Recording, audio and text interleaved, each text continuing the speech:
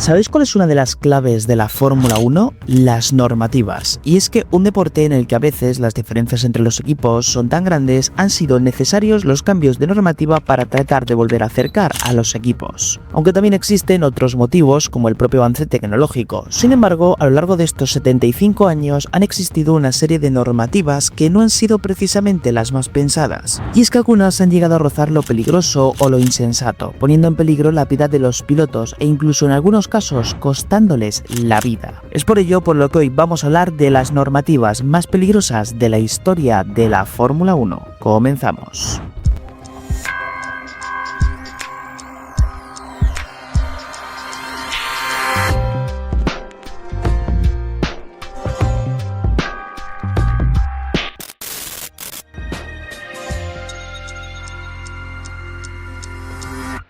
Desde los años 70 y 80, los equipos de Fórmula 1 usaban llantas fabricadas con magnesio, esto en parte por su extrema ligereza, ya que se trataba de un metal ligero, lo que reducía el peso del monoplaza. Sin embargo, existían varios problemas, y es que el magnesio tiene un punto de ignición muy bajo, sobre unos 650 grados. De esta forma, cuando se enciende, arde con una intensidad brutal, generando una llama blanca muy difícil de extinguir y extremadamente caliente. En aquella época, durante los accidentes, las llantas se deformaban o se rompían, alimentando fuegos en choques que ya contaban con fugas de combustible. Pese a que no fue el responsable directo de ninguna muerte, sí que se convirtió en un factor agravante en los incendios de Fórmula 1 de la época. En muchas imágenes de los años 70 y 80 podemos observar cómo hay monoplazas envueltos en llamas con llantas que parecen bombillas blancas, signo de que estaban ardiendo. Pero la verdadera pregunta es, ¿por qué se permitía esto? Pues básicamente por la pasividad de la FIA, y es que el reglamento de la época no ponía límites claros al tipo de aleaciones para ruedas mientras que cumplieran con el peso mínimo establecido. Es por ello por lo que la ligereza del magnesio era demasiado atractiva para los equipos como para ignorarla pese al riesgo que conllevaba. Sin embargo, con los años, tanto la FIA como los equipos se fueron dando cuenta de lo enorme peligro y riesgo que conllevan este tipo de llantas. Es por ello por lo que los equipos comenzaron a usar aleaciones de magnesio tratadas con recubrimientos que retrasaban la ignición. Finalmente, la FIA y los proveedores migraron a aleaciones mixtas de magnesio con aluminio y tratamientos superficiales muchísimo más resistentes a la combustión. Hoy en día, aunque las llantas siguen siendo de magnesio, están muchísimo más controladas por especificaciones de resistencia al fuego y a los golpes. Desde luego, si algo ha quedado claro es que el problema no eran las llantas en sí, sino las pocas precauciones que se le aplicaban por culpa de la pasividad de la FIA y de su normativa. Para la siguiente normativa nos tenemos que remontar al año 1994. De cara a esta temporada hubo un gran cambio en la normativa, que no solamente se centró en reducir los costes y en devolver el control a los pilotos, sino que también se intentó controlar a los equipos en su uso de los sistemas de control electrónicos. Para este punto, Williams había sido el líder indiscutible durante las últimas temporadas, con su suspensión activa como un factor importante en todos los títulos que lograron ganar. Sin embargo, también hubo otras ayudas electrónicas como el ABS y el control de tracción, mientras que soluciones como la dirección trasera y la transmisión variable continua se probaron, pero no se llegó a correr con ellas ningún gran premio. Todo esto se había prohibido en el año 1994 y tendría un gran impacto en el comportamiento de los coches tanto desde el punto de vista aerodinámico como desde el punto de vista mecánico. Los equipos intentaron de forma desesperada recuperar la estabilidad perdida con setups extremos, bajando al máximo la altura y induciendo las suspensiones. Esto hacía que el coche fuese un misil en recta, pero que saltase al mínimo bache, perdiendo así muchísimo agarre. Como resultado, los pilotos iban completamente al límite, sin ningún tipo de ayuda, con coches que se volvían simplemente impredecibles. Todo esto nos llevó a uno de los grandes premios más trágicos que nos ha dejado un cambio de normativa en toda la historia. El fatídico Gran Premio de Imola del año 1994,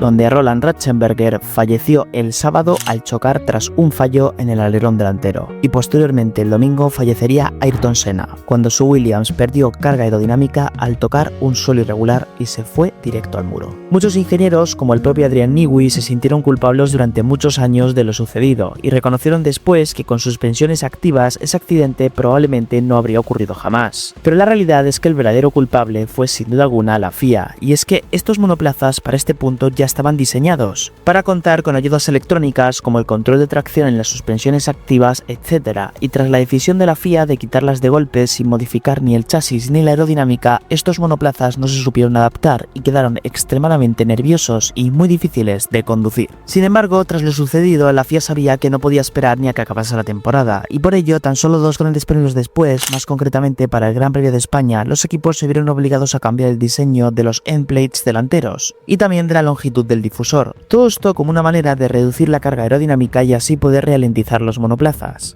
Además, también tomaron medidas en los propios circuitos, y es que rediseñaron circuitos con escapatorias y curvas más lentas. Pero como esto no se puede llevar a cabo hasta final de la temporada de 1994, pues durante esa temporada tuvimos que presenciar imágenes un poco bochornosas. Este es uno de los mayores ejemplos de por qué no se puede realizar un cambio de normativa tan salvaje como este sin una transición técnica adecuada. Si hay una normativa que ha cambiado a lo largo de los años ha sido la de los motores, y es que en estos 75 años que tiene la Fórmula 1 los motores han ido evolucionando de forma constante hasta llegar a los motores híbridos que tenemos hoy en día. E incluso a día de hoy estas normativas no se paran. Sin ir más lejos, el año que viene, en el año 2026, hay otro cambio de normativa de motores. Sin embargo, la normativa de la que os vengo a hablar ahora ocurrió en los años 80 y convirtió a los Fórmula 1 en auténticos infiernos con ruedas. Y es que en la época de los 80 se introdujo un concepto que ahora no nos resulta muy nuevo, pero que en aquella época sí que lo era: la turboalimentación. La turboalimentación consiste en forzar aire a mayor densidad dentro de la cámara de combustión para que de esta forma logre una mayor potencia. La turbina se impulsa con los gases de escape. Ese mismo eje acciona un compresor que fuerza aire fresco presurizado hacia el múltiple de admisión y finalmente la cámara de compresión. La cámara de compresión recibe entonces una mayor masa de flujo de aire en cada carrera de admisión, lo que resulta en una mayor potencia. Perdonadme por ponerme técnico. En aquella época la normativa de motores turboalimentados permitía motores de tan solo 1,5 litros, pero sin embargo estos motores eran capaces de desarrollar hasta 1200 caballos de fuerza en clasificación. Algunos ejemplos realmente impactantes fueron el BMW M12 que usaban Brabham o Megatron, los cuales llegaban a estimados de 1400 caballos de potencia en quali,